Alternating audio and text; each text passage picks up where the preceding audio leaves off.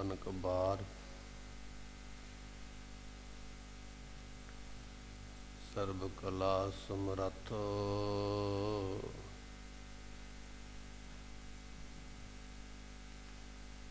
ਡੋਲਣ ਤੇ ਰਾਖੋ ਪ੍ਰਭੂ।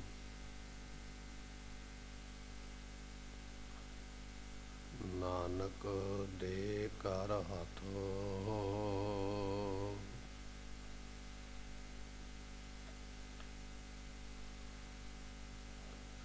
ਫਿਰਤ ਪ੍ਰਭ ਆਇਆ। ਪਰਿਆ ਤੋ ਸਰਨਾਏ। ਨਾਨਕ ਕੀ ਪ੍ਰਭ ਬੇਨਤੀ ਆਪਣੀ ਭਗਤੀ ਲਾਏ।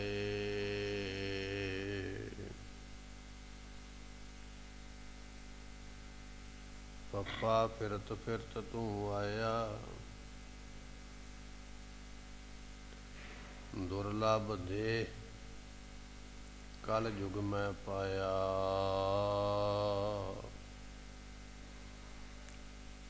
ਫਿਰ ਇਆ ਅਵਸਰ ਚਰੈ ਨਾ ਹਾਥਾ। ਨਾਮ ਜਪੈ ਤੋ ਕਟਿਐ ਫਾਸਾ। ਸੁਖੋ ਟਲ ਗੁਰ ਸੇਵੀਐ ਅਨਸ ਸਹਿਜ ਸੁਭਾਈ। ਦਰਸ਼ਨ ਪਰਸੈ ਗੁਰੂ ਜਨਮ ਮਰਨ ਦੁਖ ਜਾਇ। ਹੋਐ ਸਿਫਤ ਖਸਮਦੀ ਨੂਰ ਅਰਸੋਂ ਕੁਰਸੋਂ ਛਟੀਐ। ਤੁਧ ਡਿਠੇ ਸੱਚੇ ਪਾਤਸ਼ਾਹ ਮਲ ਜਨਮ ਜਨਮ ਦੀ ਕਟੀਐ। ਤੁਧ ਡਿਠੇ ਸੱਚੇ ਪਾਤਸ਼ਾਹ ਮਲ ਜਨਮ ਜਨਮ ਦੀ ਕਟੀਐ। ਸਤਨਾਮ ਸ੍ਰੀ ਵਾਹਿਗੁਰੂ ਸਾਹਿਬ ਜੀਓ। ਤਨਾਸਰੀ ਮਹਲਾ ਪਹਿਲਾ। ਛੰਤ ਇੱਕ ਓੰਕਾਰ ਸਤਿਗੁਰ ਪ੍ਰਸਾਦ। ਤੀਰਥ ਨਾਵਣ ਜਾਓ ਤੀਰਥ ਨਾਮ ਹੈ। ਤੀਰਥ ਸ਼ਬਦ ਵਿਚਾਰ ਅੰਤਰ ਗਿਆਨ ਹੈ। ਗੁਰ ਗਿਆਨ ਸਾਚਾ ਥਾਨ ਤੀਰਥ। ਦਸ ਪੁਰਬ ਦਸਾ ਦਸਹਰਾ। ਹਉ ਨਾਮ ਹਰ ਕਾ ਸਦਾ ਜਾਂਚੋ। ਦੇਹੋ ਪ੍ਰਭ ਧਰਣੀ ਧਰਾ। ਸੰਸਾਰ ਰੋਗੀ ਨਾਮ ਦਾਰੂ। ਮੈਲ ਲਾਗੇ ਸਚ ਬਿਨਾ। ਗੁਰਵਾਕ ਨਿਰਮਲ ਸਦਾ ਚਾਨਣ। ਨਿਤ ਸਾਚ ਤੀਰਥ ਮੰਜਣਾ। ਤੀਰਥ ਨਾਮ ਜਾਓ ਤੀਰਥ ਨਾਮ ਹੈ। ਵਾਹਿਗੁਰੂ ਜੀ ਕਾ ਖਾਲਸਾ ਵਾਹਿਗੁਰੂ ਜੀ ਕੀ ਫਤਿਹ। ਸਤਿਗੁਰਾਂ ਦੀ ਸਾਜੀ ਨਵਾਜੀ ਗੁਰੂ ਕੀ ਸੰਗਤ। ਸਤਿਗੁਰੂ ਜੀਆਂ ਨੇ ਮਿਹਰਮਤ ਕਰਕੇ ਅੰਮ੍ਰਿਤ ਵੇਲੇ ਦਾ ਇਹ ਸਮਾਂ ਸਾਨੂੰ ਬਖਸ਼ਿਸ਼ ਕੀਤਾ। ਆਪ ਸੰਗਤਾਂ ਨੇ ਗੁਰੂ ਬਾਣੀ ਦੇ ਕੀਰਤਨ ਆਸਾ ਦੀ ਵਾਰ ਪਵਿੱਤਰ ਸਤਿਗੁਰਾਂ ਦੀ ਗੁਰਬਾਣੀ ਇਸ ਨੂੰ ਸਰਵਣ ਕਰਕੇ ਮਨੁੱਖਾ ਜਨਮ ਦੇ ਵੱਡੇ ਭਾਰੀ ਲਾਭ ਜੋ ਨੇ ਉਹ ਪ੍ਰਾਪਤ ਕੀਤੇ। ਇਸ ਵੇਲੇ ਸਤਿਗੁਰਾਂ ਦੀ ਜੋ ਗੁਰਬਾਣੀ ਦੀ ਕਥਾ ਆਪਾਂ ਸਰਵਣ ਕਰਦੇ ਹਾਂ, ਕੁਝ ਸਮੇਂ ਵਾਸਤੇ ਮਨ ਦੇ ਧਿਆਨ ਨੂੰ ਟਿਕਾਈਏ। ਭਾਵਨਾ ਦੇ ਨਾਲ ਜੋ ਸਤਿਗੁਰਾਂ ਦੇ ਅੰਮ੍ਰਿਤ ਬਚਨ ਨੇ ਤਿਨਾਂ ਨੂੰ ਸਰਵਨ ਕਰਕੇ ਲਾਹਾ ਪ੍ਰਾਪਤ ਕਰੀਏ। ਮਿਲ ਕੇ ਆਖੀਏ ਸਤਨਾਮ ਸ੍ਰੀ ਵਾਹਿਗੁਰੂ ਸਾਹਿਬ ਜੀ। ਸਤਨਾਮ ਸ੍ਰੀ ਵਾਹਿਗੁਰੂ ਸਾਹਿਬ ਜੀਓ। ਤਨਾਸਰੀ ਮਹੱਲਾ ਪਹਿਲਾ। ਛੰਤ। ਤਨਾਸਰੀ ਰਾਗ ਦਾ ਨਾਮ ਹੈ। ਇਹ ਪਹਿਲੇ ਪਾਤਸ਼ਾਹ ਦੇ ਇਥੋਂ ਸ਼ੰਤ ਪ੍ਰਾਰੰਭ ਹੋ ਰਹੇ ਨੇ। ਸ਼ੰਤ ਨਾਮ ਗੁਰਮੁਖੋ ਗੁਰਬਾਣੀ ਦਾ ਹੈ। ਗੁਰਬਾਣੀ ਦੇ ਸ਼ੰਤ ਇਥੋਂ ਪ੍ਰਾਰੰਭ ਹੋ ਰਹੇ ਨੇ। ਸ਼ੰਤ ਨੂੰ ਆਪਾਂ ਕਹਿ ਸਕਦੇ ਹਾਂ ਜਸ ਕਰਨਾ, ਵਡਿਆਈ ਕਰਨੀ। ਇਹ ਜੋ ਸ਼ਬਦ ਨੇ ਵਿਸ਼ੇਸ਼ ਕਰਕੇ ਪ੍ਰਮਾਤਮਾ ਦੀ ਵਡਿਆਈ ਦੇ ਸਤਿਗੁਰੂ ਬਖਸ਼ਿਸ਼ ਕਰ ਰਹੇ ਨੇ। ਗੁਰੂ ਨਾਨਕ ਦੇਵ ਮਹਾਰਾਜ ਜੀਆਂ ਦਾ ਇਹ ਸ਼ਬਦ ਆਪਾਂ ਨੂੰ ਪ੍ਰਾਪਤ ਹੋ ਰਿਹਾ। ਸ਼ੰਤ ਬਾਣੀ ਦਾ ਨਾਮ ਹੈ। ਸ਼ੰਤ ਤੋਂ ਭਾਵ ਹੈ ਜਸ ਕਰਨਾ, ਵਡਿਆਈ ਕਰਨੀ। ਗੁਰੂ ਨਾਨਕ ਦੇਵ ਪਾਤਸ਼ਾਹ ਮਹਾਰਾਜ ਬਖਸ਼ਦੇ ਹਨ। ਇੱਕ ਓੰਕਾਰ ਸਤਿਗੁਰ ਪ੍ਰਸਾਦ। ਮੰਗਲਾਚਰਨ ਕਰਦੇ ਨੇ। ਪ੍ਰਮਾਤਮਾ ਨਿਰੰਕਾਰ ਪਰਮੇਸ਼ਰ ਇੱਕ ਹੈ। ਮੇਰੇ ਪ੍ਰਭ ਇੱਕ ਖੇਲ ਉਪਾਇਆ, ਕੋਏ ਨਾ ਕਿਸਹੀ ਜਿਹਾ ਉਪਾਇਆ। ਪਰਮਾਤਮਾ ਨੇ ਇੱਕ ਇਹੋ ਜਿਹੀ ਖੇਡ ਖੇਡੀ ਹੈ ਵੀ ਇੱਕ ਵਰਗਾ ਉਹਨੇ ਦੂਜਾ ਨਹੀਂ ਬਣਾਇਆ, ਔਰ ਆਪਣੇ ਵਰਗਾ ਤੇ ਉਹਨੇ ਬਿਲਕੁਲ ਹੀ ਨਹੀਂ ਬਣਾਇਆ। ਹਰੇਕ ਮਨੁੱਖ ਦਾ ਕਰਮ ਵੱਖਰਾ ਹੈ, ਦਸਤਾਰ ਵੱਖਰੀ ਹੈ, ਰਫਤਾਰ ਵੱਖਰੀ ਹੈ, ਗੁਫਤਾਰ ਵੱਖਰੀ ਹੈ, ਬੋਲਣ ਦਾ ਤਰੀਕਾ ਵੱਖਰਾ ਹੈ, ਚੱਲਣ ਦਾ ਤਰੀਕਾ ਵੱਖਰਾ, ਕੱਪੜੇ ਪਾਉਣ ਦਾ, ਬੰਨਣ ਦਾ ਇਹ ਤਰੀਕਾ ਵੱਖਰਾ ਹੈ।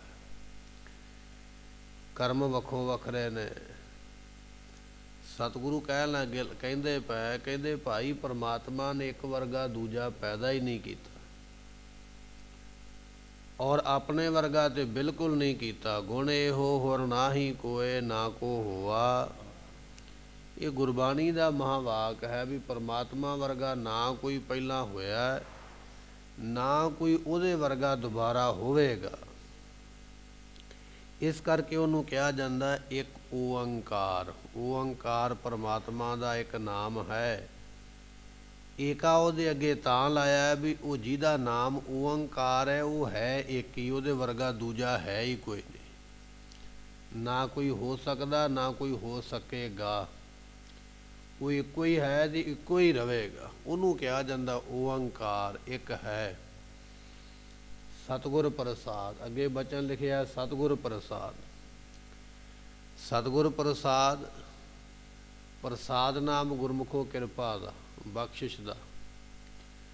ਜਦੋਂ ਸੱਚਾ ਗੁਰੂ ਬਖਸ਼ਿਸ਼ ਕਰੇ, ਸੱਚੇ ਗੁਰੂ ਦੀ ਕਿਰਪਾ ਮਿਲੇ ਤਾਂ ਉਹ ਇੱਕ ਪਰਮਾਤਮਾ ਮਿਲਦਾ। ਇੱਕ ਓੰਕਾਰ ਸਤਿਗੁਰ ਪ੍ਰਸਾਦ ਤੋਂ ਭਾਵ ਇਹ ਹੈ ਪਰਮਾਤਮਾ ਇੱਕ ਹੀ ਹੈ, ਉਹਦੇ ਵਰਗਾ ਦੂਜਾ ਕੋਈ ਨਹੀਂ।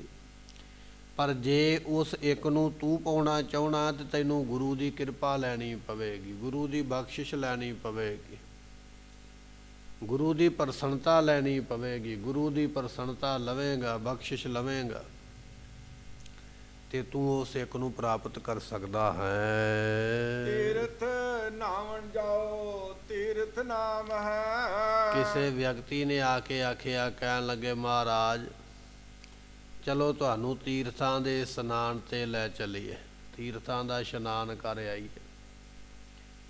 ਸਾਡੇ ਹਿੰਦੁਸਤਾਨ ਦੀ ਧਰਤੀ ਤੇ ਥਨੇਸਰ ਨਾਮ ਦਾ ਇੱਕ ਸ਼ਹਿਰ ਹੈ।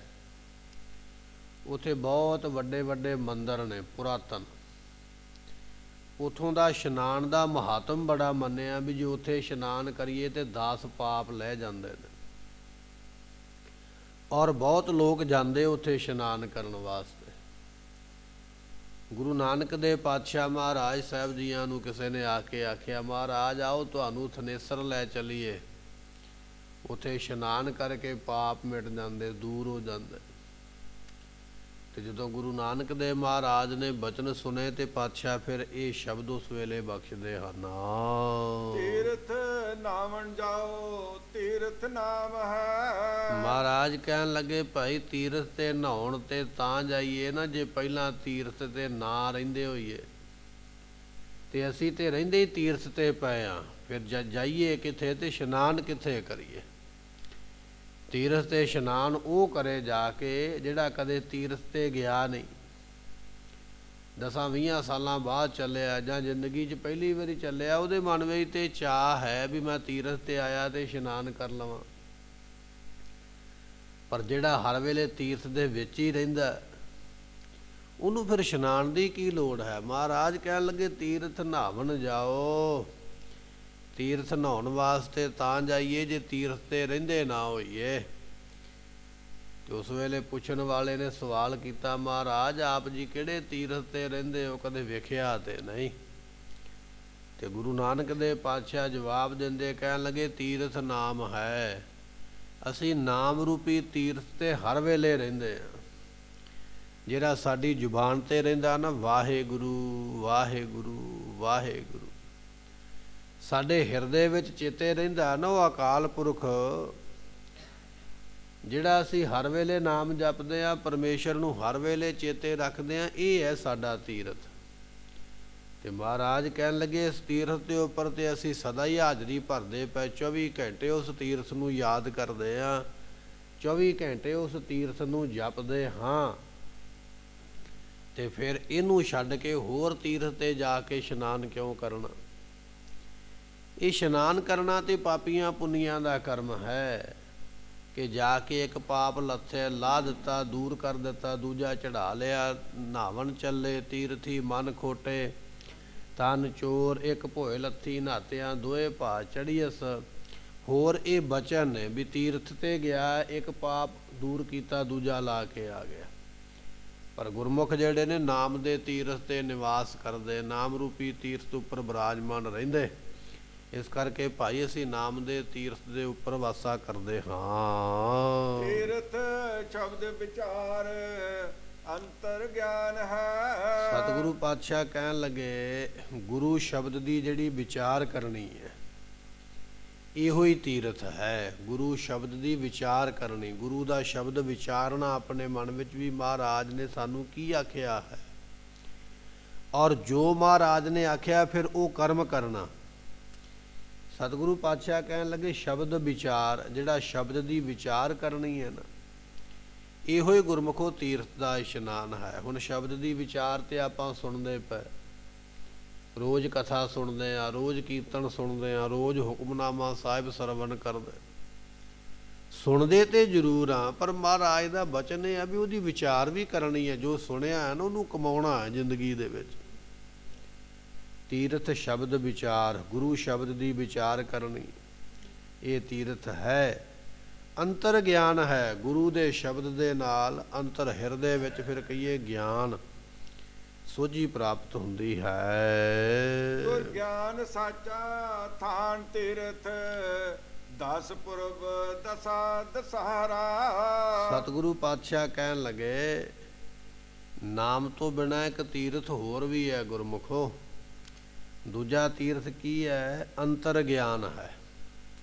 ਜਿਹੜਾ ਹਿਰਦੇ ਵਿੱਚ ਗਿਆਨ ਹੋ ਜਾਣਾ ਨਾ, ਪ੍ਰਾਪਤੀ ਹੋ ਜਾਣੀ, ਬ੍ਰਹਮ ਗਿਆਨ ਦੀ ਪ੍ਰਾਪਤੀ ਹੋ ਜਾਣੀ, ਬ੍ਰਹਮ ਦਾ ਪ੍ਰਕਾਸ਼ ਗਿਆਨ ਹੋ ਜਾਣਾ, ਇਹ ਵੀ ਤੀਰਥ ਹੈ। ਇਹ ਦੂਜਾ ਤੀਰਥ ਹੈ, ਪਰ ਇਹ ਵੀ ਤੀਰਥ ਸ਼ਬਦ ਵਿਚਾਰ ਨਾਲ ਪ੍ਰਾਪਤ ਹੁੰਦਾ। ਤੀਰਥ ਸ਼ਬਦ ਵਿਚਾਰ ਅੰਤਰ ਗਿਆਨ ਹੈ।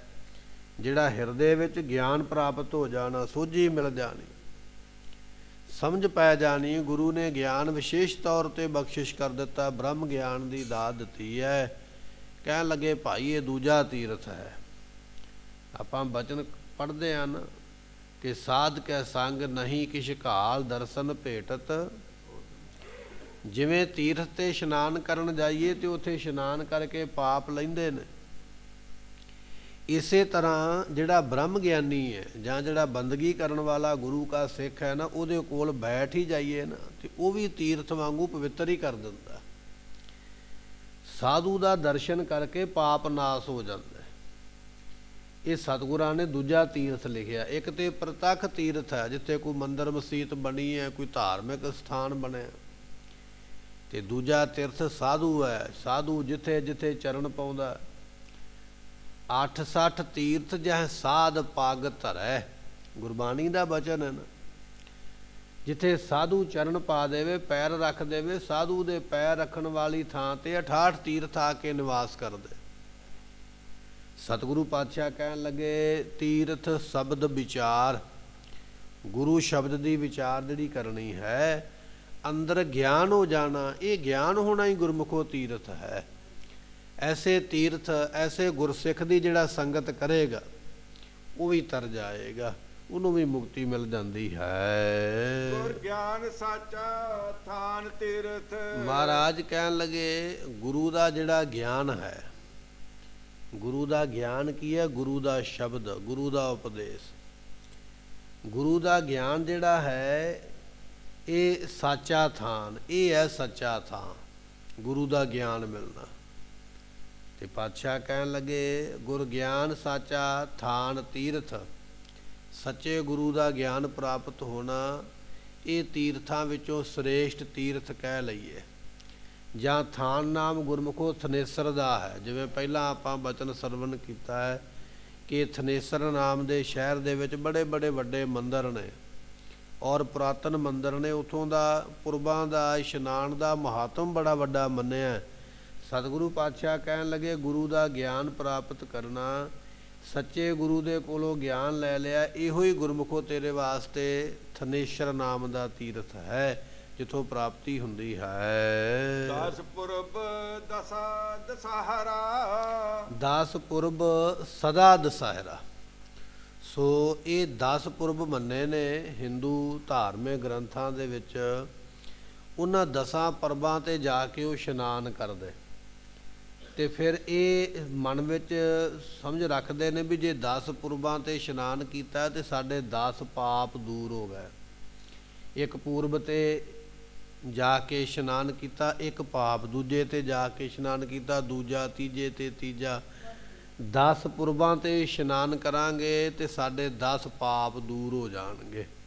ਤਾਂ ਉਸ ਤੀਰਥ ਤੇ ਜਾ ਕੇ ਉਸ ਦਿਨ ਨੂੰ ਉਸ ਸਮੇਂ ਇਸ਼ਨਾਨ ਕੀਤਾ ਜਾਂਦਾ। ਸਤਿਗੁਰੂ ਪਾਤਸ਼ਾਹ ਮਹਾਰਾਜ ਕਹਿਣ ਲੱਗੇ ਭਾਈ ਇਹ ਜਿਹੜਾ ਗੁਰਮੁਖਾਂ ਦੇ ਅੰਦਰ ਸਦਾ ਵਾਸਤੇ ਪਰਮਾਤਮਾ ਦੀ ਸੋਝੀ ਸਮਝ ਪੈਣੀ ਨਾ, ਇਹ ਗੁਰਮੁਖਾਂ ਵਾਸਤੇ ਕਹਿ ਲਈਏ ਵੀ ਤੀਰਥ ਦਾ ਇਸ਼ਨਾਨ ਤੇ ਕਈ ਤਰ੍ਹਾਂ ਦੇ ਪਾਪ ਦੂਰ ਕਰਦਾ, ਕਈ ਤਰ੍ਹਾਂ ਦੇ ਪਾਪ ਦੂਰ ਹੋ ਜਾਂਦੇ। ਦਸਹਰਾ ਤੋਂ ਭਾਵ ਪ੍ਰਗਟ ਹੋ ਜਾਂਦੇ ਗੁਰਮੁਖ ਤੀਰਥਾਂ ਤੇ ਜਾ ਕੇ। ਐਸੀ ਉਹਨਾਂ ਦੀ ਮਹਿਮਾ ਬਣ ਜਾਂਦੀ ਹੈ, ਐਸੀ ਉਹਨਾਂ ਦੀ ਵਡਿਆਈ ਹੋ ਜਾਂਦੀ ਹੈ। ਜਾਂ ਆਪਾਂ ਇਸ ਤਰ੍ਹਾਂ ਵੀ ਕਹਿ ਸਕਦੇ ਹਾਂ ਕਿ ਇਹ ਜਿਹੜੇ ਧਾਰਮਿਕ ਸਥਾਨ ਨੇ ਉਹਨਾਂ ਗੁਰਮੁਖਾਂ ਦੇ ਹਿਰਦੇ ਵਿੱਚ ਆ ਕੇ ਵਸ ਜਾਂਦੇ ਅਤੇ ਉਹਨਾਂ ਦੀ ਜਿਹੜੀ ਸਿਫਤ ਹੈ ਉਹ ਦੁਨੀਆ ਵਿੱਚ ਪ੍ਰਗਟ ਹੋ ਜਾਂਦੀ, ਬਖਸ਼ਿਸ਼ ਹੋ ਜਾਂਦੀ। ਫਿਰ ਮਹਾਰਾਜ ਫਰਮਾਉਂਦੇ ਹਨ 10 ਪੁਰਬ ਦਸਾ ਦਸਹਰਾ। ਸੋ ਦਸਾ ਨਹੀਂ ਹੈ, ਸਦਾ, ਸਦਾ ਦਸਹਿਰਾ। ਸਤਿਗੁਰੂ ਪਾਤਸ਼ਾਹ ਕਹਿਣ ਲੱਗੇ ਉਹਨਾਂ ਗੁਰਮੁਖਾਂ ਨੂੰ ਸਦਾ ਵਾਸਤੇ ਜਿਹੜੇ 10 ਪਾਪ ਮੰਨੇ ਨੇ ਗ੍ਰੰਥਾਂ ਦੇ ਵਿੱਚ। ਗੁਰਮੁਖੋ 3 ਪਾਪ ਨੇ ਸਰੀਰ ਦੇ, ਤੇ 3 ਹੀ ਪਾਪ ਜਿਹੜੇ ਨੇ ਮਨ ਦੇ ਨੇ, ਤੇ 4 ਪਾਪ ਜਿਹੜੇ ਜ਼ੁਬਾਨ ਦੇ ਨੇ। ਜ਼ੁਬਾਨ ਵਿੱਚ ਹੱਡੀ ਨਹੀਂ ਨਾ ਹੁੰਦੀ, ਪਰ ਜ਼ੁਬਾਨ 4 ਪਾਪ ਕਰਦੀ ਹੈ। ਜ਼ੁਬਾਨ ਦੇ ਪਾਪ ਵੱਧ ਨੇ, ਸਰੀਰ ਦੇ ਪਾਪ ਘੱਟ ਨੇ, ਔਰ ਇਸੇ ਤਰ੍ਹਾਂ ਮਨ ਦੇ ਵੀ ਘੱਟ ਨੇ। ਇਹ 10 ਪਾਪ ਨੇ। ਵਿਦਵਾਨਾਂ ਨੇ ਲਿਖਿਆ ਗ੍ਰੰਥਾਂ ਦੇ ਅੰਦਰ ਕਿ ਤਨ ਦਾ ਪਾਪ ਕੀ ਹੈ। ਤਨ ਦਾ ਪਾਪ ਇਹ ਹੈ, ਸਰੀਰ ਦਾ ਪਾਪ ਇਹ ਹੈ ਕਿ ਕਿਸੇ ਦੇ ਬਿਨਾਂ ਦਿੱਤੇ ਤੋਂ ਕਿਸੇ ਦੀ ਵਸਤੂ ਲੈਣੀ, ਦਿੱਤੀ ਨਹੀਂ ਹੈ ਪਰ ਲੈ ਲੈਣੀ, ਜਾਂ ਲੈ ਲਈ ਆਪਣੇ ਆਪ। ਕੋਈ ਸਾਕ ਸੰਬੰਧੀ ਕੋਈ ਰਿਸ਼ਤੇਦਾਰ ਇਹੋ ਜਿਹਾ, ਉਹਨੇ ਸਾਨੂੰ ਚੀਜ਼ ਦਿੱਤੀ ਨਹੀਂ, ਜਾਣ ਕੇ ਮੱਲੋ ਮੱਲੀ ਬੰਦ ਲਈ ਵੀ ਮੈਂ ਹੀ ਲੈ ਕੇ ਜਾਵਾਂਗਾ। ਜਾਂ ਸਾਡੀ ਥੋੜ੍ਹੀ ਬਹੁਤੀ ਜਾਣ ਪਛਾਣ ਕਿਸੇ ਨਾਲ ਹੈ, ਉਹਨੇ ਵਸਤੂ ਸਾਨੂੰ ਦਿੱਤੀ ਨਹੀਂ ਹੈ ਪਰ ਉਹ ਵਸਤੂ ਤੇ ਅਸੀਂ ਕਬਜ਼ਾ ਕਰ ਲਿਆ ਵੀ ਨਹੀਂ ਦਿੱਤੀ ਤੇ ਤਾਂ ਕੀ ਹੋਇਆ, ਮੈਂ ਹੀ ਲੈ ਚੱਲਿਆ। ਬਿਨਾਂ ਵਸਤੂ ਦਿੱਤੇ ਤੋਂ ਆਪਣੇ ਆਪ ਚੱਕ ਲੈਣੀ, ਆਪਣੇ ਆਪ ਲੈ ਲੈਣੀ, ਇਹ ਸਰੀਰ ਦਾ ਪਾਪ ਹੈ। ਇਹਦਾ ਫਲ ਤੈਨੂੰ ਭੋਗਣਾ ਪਵੇਗਾ, ਇਹ ਕਰਮ ਦਾ ਹਿਸਾਬ ਤੈਨੂੰ ਦੇਣਾ ਪਵੇਗਾ। ਬਿਨਾਂ ਦਿੱਤੇ ਤੋਂ ਵਸਤੂ ਲੈ ਲਈ, ਅੰਗੀਕਾਰ ਕਰ ਲਈ, ਦਿੱਤੀ ਨਹੀਂ ਗਈ ਹੈ, ਇਹ ਪਹਿਲਾ ਪਾਪ ਹੈ ਸਰੀਰ ਦਾ। ਤੇ ਦੂਜਾ ਪਾਪ ਮੰਨਿਆ ਹੈ ਜਿਹੜਾ ਦੂਜੇ ਪਰਾਏ ਸਰੀਰ ਨੂੰ ਜਾ ਕੇ ਭੋਗਣਾ ਹੈ, ਜਿਸ ਨੂੰ ਕਿਹਾ ਜਾਂਦਾ ਕਾਮ ਬਿਰਤੀ, ਕਾਮ ਵਾਸ਼ਨਾ। ਕੁਕਰਮ ਕਰਨੇ, ਆਪਣੇ ਜਤ ਸਤ ਨੂੰ ਨਾਸ ਕਰਨਾ, ਖੋਟਾ ਕਰਮ ਕਰਨਾ, ਇਹ ਦੂਜਾ ਪਾਪ ਸਰੀਰ ਦਾ ਮੰਨਿਆ ਹੈ। ਇਹ ਸਰੀਰ ਦੇ ਪਾਪਾਂ ਦੀ ਗੱਲ ਹੋ ਰਹੀ ਹੈ ਕਿ ਦੂਜਾ ਪਾਪ ਇਹ ਹੈ ਕਿ ਜਿਹੜਾ ਕੁਕਰਮ ਕਰਨਾ। ਹੇ ਕਾਮੰਗ ਨਰਕ ਬਿਸਰਾਮੰਗ ਬਹੁ ਜੋਨੀ ਪ੍ਰਮਾਵਨ, ਚਿਤ ਹਰਣੰਗ ਤ੍ਰੈ ਲੋ ਗਮਯੰਗ ਜਪ ਤਪ ਸੀਲ ਵਿਧਾਰਨ। ਸੋ ਇਹ ਐਸਾ ਵੱਡਾ ਪਾਪ ਹੈ, ਤੇਰੇ ਕੀਤੇ ਹੋਏ ਜਪ ਤਪ ਬੰਦਗੀ ਭਜਨ ਤੀਰਥ ਯਾਤਰਾ ਦਾਨ ਪੁੰਨ ਸਾਰੇ ਖਤਮ ਹੋ ਜਾਣਗੇ, ਮੁੱਕ ਜਾਣਗੇ ਜੇ ਤੂੰ ਇਹ ਦੂਜੇ ਪਾਪ ਦੇ ਵਿੱਚ ਲੱਗੇਗਾ, ਦੂਜਾ ਪਾਪ ਕਰੇਗਾ। ਸੋ ਇਸ ਤਰ੍ਹਾਂ ਇਹ ਦੂਜਾ ਵੱਡਾ ਪਾਪ ਸਰੀਰ ਕਰਕੇ ਮੰਨਿਆ ਹੈ। ਤੇ ਤੀਜਾ ਵੱਡਾ ਪਾਪ ਜਿਹੜਾ ਹੈ ਉਹ ਇਹ ਮੰਨਿਆ ਵਿਦਵਾਨਾਂ ਨੇ ਕਿ ਬਿਨਾਂ ਵੇਦ ਤੋਂ, ਬਿਨਾਂ ਗ੍ਰੰਥਾਂ ਤੋਂ ਹਿੰਸਾ ਕਰਨੀ, ਜੀਵ ਹੱਤਿਆ ਕਰਨੀ। ਧਾਰਮਿਕ ਗ੍ਰੰਥ ਮਨਾਹੀ ਕਰਦਾ ਹੈ ਵੀ ਆਹ ਪਾਪ ਨਹੀਂ ਕਰਨਾ, ਫਿਰ ਵੀ ਉਹ ਪਾਪ ਕੀਤਾ, ਉਹ ਕਰਮ ਕੀਤਾ। ਇਹ ਤੀਜਾ ਸਰੀਰ ਦਾ ਪਾਪ ਹੈ। ਹਿੰਸਾ ਕਰਦੇ ਨੇ, ਜੀਵ ਹੱਤਿਆ ਕਰਦੇ ਨੇ। ਜਾਂ ਆਪਾਂ ਇਸ ਤਰ੍ਹਾਂ ਵੀ ਕਹਿ ਸਕਦੇ ਹਾਂ, ਜਿਵੇਂ ਮੁਸਲਮਾਨ ਲੋਕ ਜੀਵ ਹੱਤਿਆ ਕਰਦੇ ਨੇ ਨਾਲ ਕਲਮਾ ਪੜ੍ਹਦੇ, ਹਿੰਦੂ ਹੱਤਿਆ ਕਰਦੇ, ਮੰਦਰਾਂ ਦੇ ਵਿੱਚ ਬਲੀਆਂ ਦਿੱਤੀਆਂ ਜਾਂਦੀਆਂ ਜਾਨਵਰਾਂ ਦੀਆਂ, ਨਾਲ ਪੰਡਤ ਮੰਤਰ ਪੜ੍ਹਦਾ। ਉਹਦਾ ਕਾਰਨ ਕੀ ਹੈ ਕਲਮਾ ਪੜ੍ਹਨ ਦਾ? ਉਹਦਾ ਕਾਰਨ ਕੀ ਹੈ ਮੰਤਰ ਪੜ੍ਹਨ ਦਾ? ਕਾਰਨ ਇਹ ਲਿਖਦੇ ਨੇ ਵਿਦਵਾਨ ਕਿ ਜੇ ਸ਼ਾਸਤਰ ਦੇ ਮੰਤਰ ਪੜ੍ਹ ਕੇ ਹੱਤਿਆ ਕੀਤੀ ਹੈ ਤੇ ਉਹਦਾ ਪਾਪ ਨਹੀਂ ਲੱਗੇਗਾ, ਤਾਂ ਕਰਕੇ ਨਾਲ ਮੰਤਰ ਪੜ੍ਹੇ ਜਾਂਦੇ। ਕਈ ਮੰਦਰ ਇਹੋ ਜਿਹੇ ਨੇ ਦੱਖਣ ਭਾਰਤ ਵਿੱਚ ਜਿੱਥੇ ਹਜ਼ਾਰਾਂ ਹੀ ਪਸ਼ੂਆਂ ਦੀ ਬਲੀ ਦਿੱਤੀ ਜਾਂਦੀ ਆ। ਆਪਾਂ ਅਖਬਾਰਾਂ ਦੇ ਉੱਪਰ, ਇਹ ਨਿਊਜ਼ ਚੈਨਲਾਂ ਦੇ ਉੱਪਰ ਦੇਖਦੇ ਹਾਂ, ਹਜ਼ਾਰਾਂ ਜੀਵਾਂ ਨੂੰ ਉੱਥੇ ਵੱਢਿਆ ਗਿਆ, ਕੱਟਿਆ ਗਿਆ। ਜਾਂ ਜਿਹੜੇ ਰਾਜੇ ਮਹਾਰਾਜੇ ਸਨ, ਜੰਗ 'ਤੇ ਜਾਣ ਤੋਂ ਪਹਿਲਾਂ ਦੇਵੀ ਦੇਵਤਿਆਂ ਨੂੰ ਪਸ਼ੂਆਂ ਦੀ ਬਲੀ ਦਿੰਦੇ ਤੇ ਫਿਰ ਜੰਗ ਨੂੰ ਤੁਰਦੇ। ਜਾਂ ਅੱਜ ਕਈ ਮੰਦਰਾਂ ਵਿੱਚ ਹਾਲੇ ਵੀ ਜੀਵਾਂ ਦੀ ਬਲੀ ਦਿੱਤੀ ਜਾਂਦੀ ਹੈ। ਉਸ ਵੇਲੇ ਨਾਲ ਮੰਤਰ ਪੜ੍ਹਨਾ, ਮੰਤਰ ਪੜ੍ਹ ਕੇ ਫਿਰ ਜੀਵ ਨੂੰ ਮਾਰਨਾ, ਤੇ ਫਿਰ ਇਹ ਸਮਝਿਆ ਜਾਂਦਾ ਵੀ ਇਹਦਾ ਹੁਣ ਜੀਵ ਹੱਤਿਆ ਦਾ ਪਾਪ ਨਹੀਂ ਲੱਗੇਗਾ। ਕਿਉਂ? ਕਿਉਂਕਿ ਮੈਂ ਮੰਤਰ ਪੜ੍ਹ ਲਿਆ, ਧਾਰਮਿਕ ਗ੍ਰੰਥ ਵਿੱਚੋਂ ਮੰਤਰ ਉਚਾਰ ਲੈ ਦੇਵਤਿਆਂ ਦੇ। ਇਸੇ ਤਰ੍ਹਾਂ ਮੁਸਲਮਾਨ ਕਹਿੰਦਾ ਵੀ ਮੈਂ ਜੀਵ ਹੱਤਿਆ ਕਰਾਂਗਾ, ਨਾਲ ਮੈਂ ਕਲਮਾ ਪੜ੍ਹਾਂਗਾ।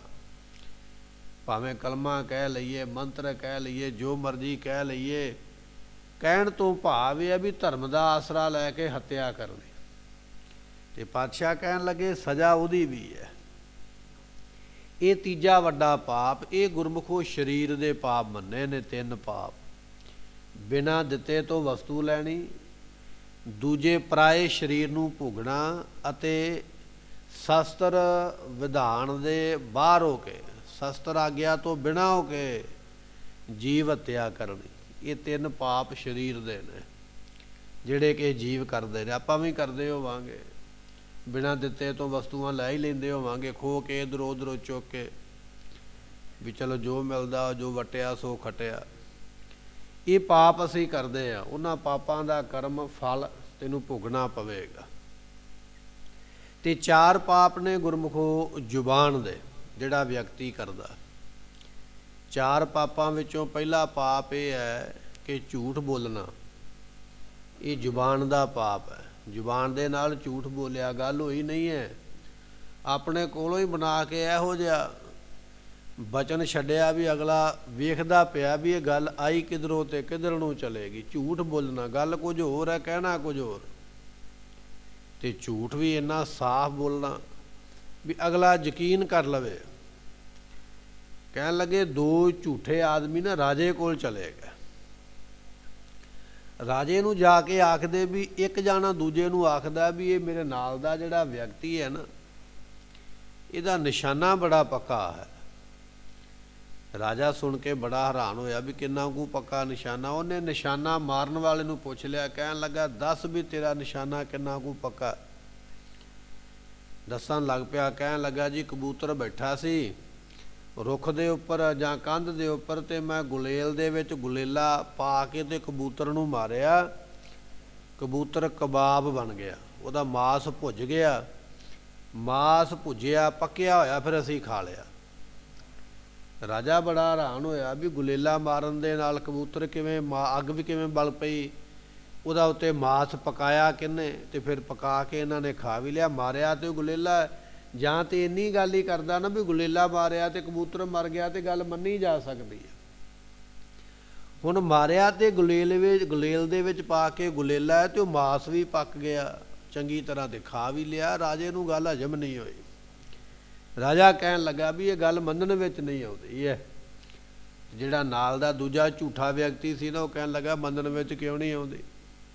ਕਹਿਣ ਲੱਗਾ ਵੀ ਰਾਜਾ, ਜਦੋਂ ਇਹਨੇ ਗੁਲੇਲਾ ਮਾਰਿਆ ਨਾ ਤੇ ਉਹ ਜਿਹੜਾ ਕਬੂਤਰ ਸੀ ਉਹਨੇ ਰੋੜ ਖਾਧੇ ਹੋਏ ਸਨ, ਤੇ ਉਹ ਰੋੜਾਂ ਦੇ ਨਾਲ ਜਾ ਕੇ ਰੋੜ ਵੱਜਾ, ਉਹਦੇ ਵਿੱਚੋਂ ਚੰਗਿਆੜੀ ਨਿਕਲੀ ਥੱਲੇ। ਕਹਿੰਦਾ ਬਾਲਣ ਪਿਆ ਸੀ, ਸੁੱਕੇ ਪੱਤੇ ਪਏ, ਉਹ ਚੰਗਿਆੜੀ ਆ ਕੇ ਥੱਲੇ ਪੱਤਿਆਂ ਨੂੰ ਲੱਗ ਗਈ, ਪੱਤਿਆਂ ਦੇ ਵਿੱਚੋਂ ਅੱਗ ਬਲ ਪਈ, ਉਹਦੇ ਉੱਤੇ ਆ ਕੇ ਕਬੂਤਰ ਡਿੱਗ ਪਿਆ, ਤੇ ਕਬੂਤਰ ਜਿਹੜਾ ਉਹ ਸੜ ਗਿਆ ਤੇ ਮਾਸ ਉਹਦਾ ਭੁੱਜ ਗਿਆ, ਤੇ ਅਸੀਂ ਮਿਲ ਕੇ ਖਾ ਲਿਆ।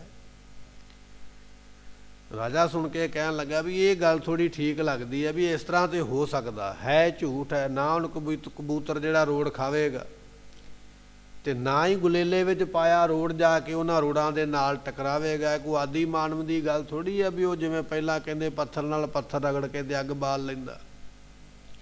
ਪਰ ਗੱਲ ਨੂੰ ਬਣਾ ਦਿੱਤਾ ਵੀ ਪੱਥਰ ਨਾਲ ਪੱਥਰ ਜਾ ਕੇ ਟਕਰਾਇਆ। ਉਹ ਪਹਿਲਾਂ ਰੋੜ ਖਾ ਕੇ ਬੈਠਾ ਸੀ, ਪੇੜ ਉਹਦਾ ਰੋੜਾਂ ਨਾਲ ਭਰਿਆ ਹੋਇਆ, ਬਾਹਰੋਂ ਰੋੜ ਜਾ ਕੇ ਵੱਜਾ ਤੇ ਅੱਗ ਬਲ ਪਈ ਤੇ ਕਬੂਤਰ ਪੱਕ ਗਿਆ ਤੇ ਅਸੀਂ ਖਾ ਲਿਆ। ਹੈ ਝੂਠ ਹੈ ਪਰ ਬਣਾਇਆ ਸੱਚ।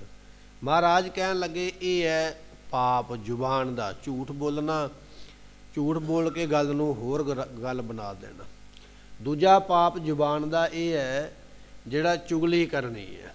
ਇੱਕ ਪਾਸਿਓਂ ਗੱਲ ਸੁਣੀ ਤੇ ਡਾਕੀਏ ਦਾ ਕੰਮ ਕੀਤਾ, ਪੋਸਟਮੈਨ ਦਾ, ਇੱਧਰੋਂ ਸੁਣੀ ਤੇ ਜਿੰਨਾ ਚਿਰ ਦੂਜੇ ਘਰੇ ਦੱਸ ਕੇ ਨਹੀਂ ਨਾ ਆਇਆ ਉਹਨਾਂ ਚਿਰ ਪ੍ਰਸ਼ਾਦਾ ਨਹੀਂ ਛਕਿਆ। ਘਰਦਿਆਂ ਨੂੰ ਕਹਿੰਦਾ ਰੋਟੀ ਬਣਾਓ, ਮੈਂ ਹੁਣੇ ਆਇਆ। ਉਹ ਕਹਿੰਦੇ ਰੋਟੀ ਬਣੀ ਹੈ ਖਾ ਲਾ। ਕਹਿਣ ਲੱਗਾ ਵੀ ਨਹੀਂ, ਅਜੇ ਪੇਟ ਵਿੱਚ ਜਗ੍ਹਾ ਕੋਈ ਨਹੀਂ ਹੈ, ਮੇਰੇ ਪੇਟ ਵਿੱਚ ਇੱਕ ਗੱਲ ਹੈ, ਜਿੰਨਾ ਚਿਰ ਗੁਆਂਢੀ ਨੂੰ ਦੱਸ ਕੇ ਨਾ ਆਇਆ ਰੋਟੀ ਅੰਦਰ ਜਾਣੀ ਕੋਈ ਨਹੀਂ ਹੈ। ਇਹ ਦੂਜਾ ਪਾਪ ਜਿਹੜਾ ਹੈ ਵਿਅਕਤੀ ਜ਼ੁਬਾਨ ਨਾਲ ਕਰਦਾ, ਉਹ ਚੁਗਲੀ ਦਾ ਪਾਪ ਕਰਦਾ ਹੈ।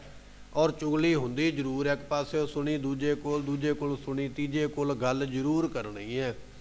ਹਾਜ਼ਮਾ ਬੜਾ ਮਾੜਾ ਹੈ ਕਲਯੁਗ ਦੇ ਲੋਕਾਂ ਦਾ, ਇੱਕ ਤੋਂ ਦੂਜੀ ਥਾਂ ਤੇ ਗੱਲ ਪਹੁੰਚਾਉਣੀ। ਇਹ ਦੂਜਾ ਪਾਪ ਮੰਨਿਆ ਜ਼ੁਬਾਨ ਦਾ। ਤੇ ਤੀਜਾ ਪਾਪ ਗੁਰਮੁਖੋ ਇਹ ਮੰਨਿਆ ਜਿਹੜਾ ਅਨਰਥ ਬੋਲਣਾ।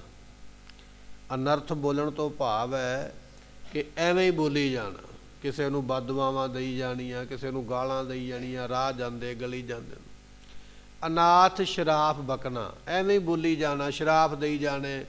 ਲੋਕਾਂ ਨੂੰ ਐਂ ਹੋ ਜਾਏਗਾ ਜਿਵੇਂ ਗਲੀ ਵਿੱਚੋਂ ਕੋਈ ਲੰਘਦਾ ਪਿਆ ਨਾ ਤਾਂ ਉੱਚੀ ਉੱਚੀ ਵੇਖ ਕੇ ਗਾਲਾਂ ਦੇਈ ਜਾਣੀਆਂ। ਗਲੀ ਵਿੱਚੋਂ ਜਿਹੜਾ ਲੰਘਦਾ ਪਿਆ ਲੰਘੇਗਾ, ਜਿਹੜਾ ਇਹਦਾ ਬੇੜਾ ਗਰਕ ਹੋ ਜਾਏਗਾ, ਐ ਹੋ ਜਾਏਗਾ ਜਿਹਨੇ ਆਹ ਕੀਤਾ ਉਹਨੂੰ ਆਹ ਹੋ ਜਾਏਗਾ। ਪਤਾ ਨਹੀਂ ਵੀ ਕੀਤਾ ਕਿੰਨੇ, ਹੋਇਆ ਕੀ ਹੈ, ਪਰ ਬਦਦੁਆਵਾਂ ਦਿੰਦਾ ਪਿਆ, ਉੱਚੀ ਉੱਚੀ ਸੁਣਾਉਂਦਾ ਪਿਆ ਆਂਢੀਆਂ ਗੁਆਂਢੀਆਂ ਨੂੰ। ਗੱਲ ਕਿਸੇ ਹੋਰ ਨੂੰ ਹੈ, ਸੁਣਾਉਂਦਾ ਕਿਸੇ ਹੋਰ ਨੂੰ ਪਿਆ। ਉਹਨੂੰ ਕਿਹਾ ਜਾਂਦਾ ਅਨਰਥ ਬਚਨ ਬੋਲਣਾ। ਵੀ ਲੋੜ ਨਹੀਂ ਹੈ, ਐਵੇਂ ਹੀ ਫਜ਼ੂਲ ਹੀ ਬੋਲੀ ਜਾਣਾ, ਫਜ਼ੂਲ ਹੀ ਗਾਲਾਂ ਕੱਢੀ ਜਾਣੀਆਂ, ਕਿਸੇ ਨੂੰ ਮਾੜਾ ਕਹੀ ਜਾਣਾ। ਅਨਾਥ ਸ਼ਰਾਫ ਬਕਣਾ, ਬਿਨਾਂ ਗੱਲ ਤੋਂ ਸ਼ਰਾਫ ਦੇਈ ਜਾਣੇ, ਬਦਦੁਆਵਾਂ ਦੇਈ ਜਾਣੀਆਂ। ਇਹ ਵੀ ਸਰੀਰ ਦਾ ਜ਼ੁਬਾਨ ਦਾ ਪਾਪ ਹੈ। ਨਾ ਕਰਿਆ ਕਰ ਇਸ ਪਾਪ ਨੂੰ। ਬਹੁਤਾ ਹੁਸ਼ਿਆਰ ਚਾਤੁਰ ਨਾ ਬਣ ਵੀ ਮੈਂ ਕਹਿੰਦਾ ਕਿਸੇ ਹੋਰ ਨੂੰ ਪਿਆ, ਸੁਣਾਉਂਦਾ ਕਿਸੇ ਹੋਰ ਨੂੰ ਪਿਆ, ਪਤਾ ਸਭ ਨੂੰ ਲੱਗਦਾ ਵੀ ਤੂੰ ਕੀ ਕਰਦਾ ਪਿਆ। ਸਤਿਗੁਰੂ ਪਾਤਸ਼ਾਹ ਕਹਿਣ ਲੱਗੇ ਇਹ ਤੀਜਾ ਪਾਪ ਹੈ ਜ਼ੁਬਾਨ ਦਾ, ਅਨਰਥ ਬਕਣਾ।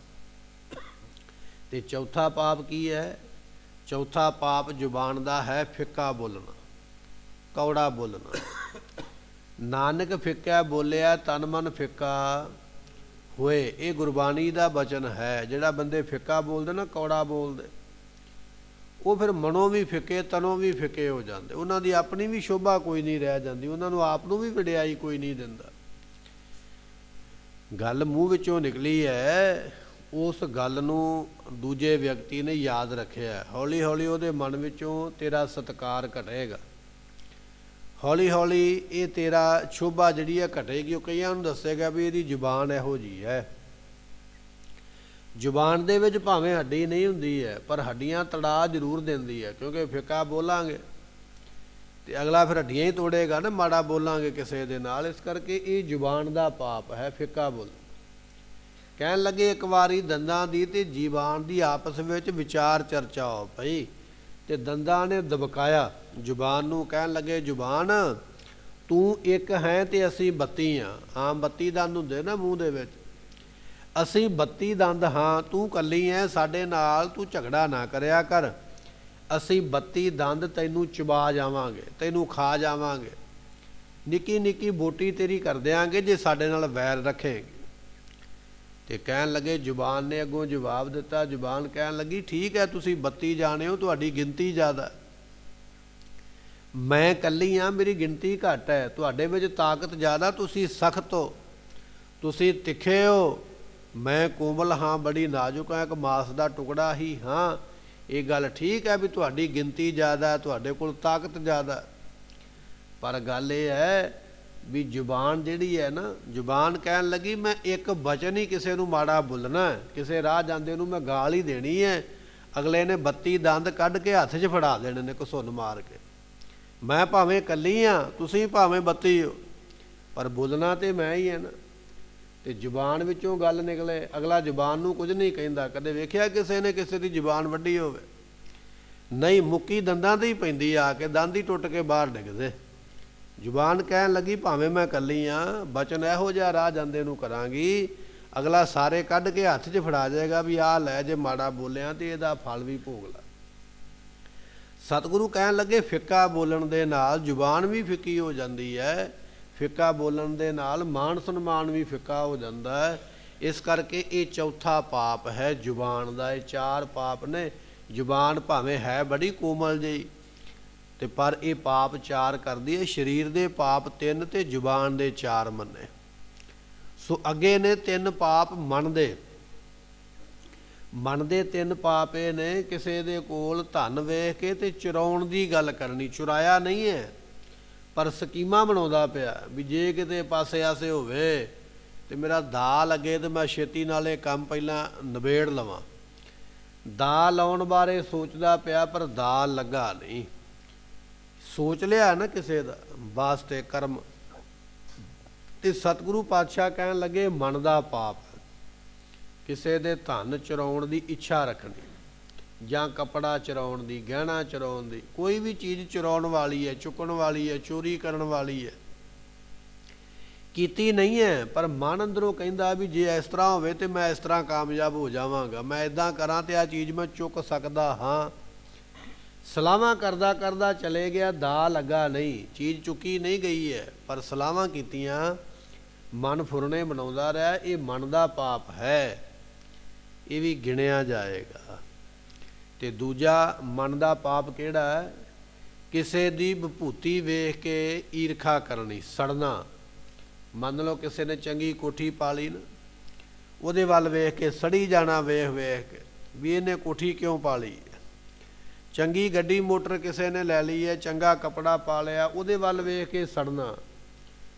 ਹੁਣ ਉਹਦੀ ਕੋਠੀ ਢਾਹ ਤੇ ਸਕਦਾ ਨਹੀਂ, ਗੱਡੀ ਉਹਦੀ ਮੋੜ ਸਕਦਾ ਨਹੀਂ, ਚੰਗੇ ਕੱਪੜੇ ਉਹਦੇ ਗਲੋਂ ਲਾਹ ਤੇ ਸਕਦਾ ਨਹੀਂ, ਪਰ ਦੂਜਿਆਂ ਦੇ ਵਿੱਚ ਪ੍ਰਚਾਰ ਜ਼ਰੂਰ ਕਰਦਾ, ਮੈਂ ਇਹਨੂੰ ਜਾਣਦਾ ਹਾਂ, ਮੈਨੂੰ ਪਤਾ ਹੈ ਕਿਹੜੀਆਂ ਕਮਾਈਆਂ ਕਰਦਾ, ਮੈਨੂੰ ਪਤਾ ਹੈ ਗੱਡੀ ਕਿਵੇਂ ਆਈ ਹੈ, ਮੈਨੂੰ ਪਤਾ ਇਹਨੇ ਕੋਠੀ ਕਿਵੇਂ ਪਾ ਲਈ ਹੈ, ਮੈਨੂੰ ਪਤਾ ਵੀ ਇਹ ਦਿਨੇ ਰਾਤ ਕਰਦਾ ਕੀ ਹੈ।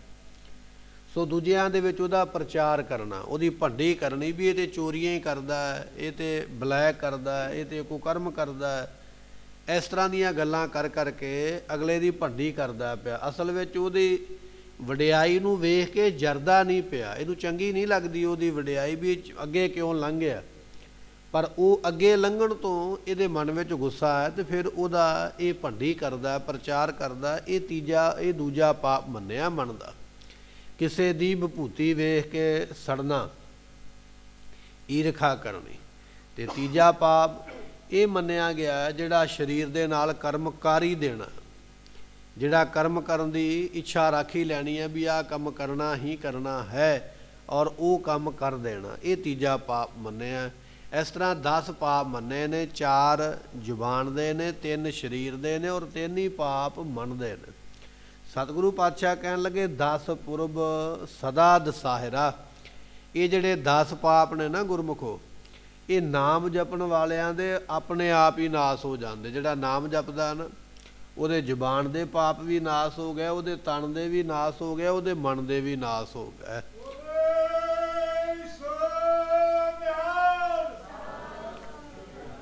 ਨਾਮ ਜਪਣ ਵਾਲੇ ਨੂੰ ਕਿਤੇ ਤੀਰਥਾਂ ਤੇ ਜਾ ਕੇ ਇਸ਼ਨਾਨ ਕਰਨ ਦੀ ਜਾਂ ਦਾਨ ਕਰਨ ਦੀ ਲੋੜ ਨਹੀਂ ਹੈ। ਬਾਣੀ ਪੜ੍ਹਨ ਵਾਲੇ ਨੂੰ ਅਸੀਂ ਜਪਜੀ ਸਾਹਿਬ ਦਾ ਪਾਠ ਕਰਦੇ ਹਾਂ।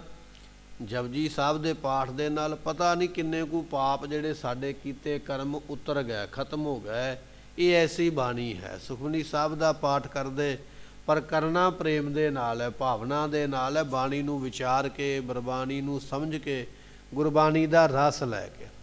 ਇਹ ਨਹੀਂ ਕਿ ਬੱਧਾ ਚੱਟੀ ਭਰਨੀ ਹੈ, ਵੀ ਘੜੀ ਵੱਲ ਵੇਖਣਾ, ਵੀ 2 ਮਿੰਟਾਂ ਵਿੱਚ ਇਹ ਬਾਣੀ ਪੜ੍ਹਨੀ ਹੈ। ਗੁਰਬਾਣੀ ਪੜ੍ਹਨ ਵੇਲੇ 2 ਮਿੰਟਾਂ ਦਾ ਕੋਈ ਕੰਮ ਨਹੀਂ ਹੈ। ਟਾਈਮ ਤੋਂ ਪਰੇ ਨਿਕਲ ਕੇ, ਬਾਹਰੀ ਹੋ ਕੇ, ਬੜੇ ਸਕੂਨ ਤੇ ਇਕਾਗਰਤਾ ਦੇ ਨਾਲ ਰਸ ਲੈ ਕੇ ਬਾਣੀ ਨੂੰ ਪੜ੍ਹ।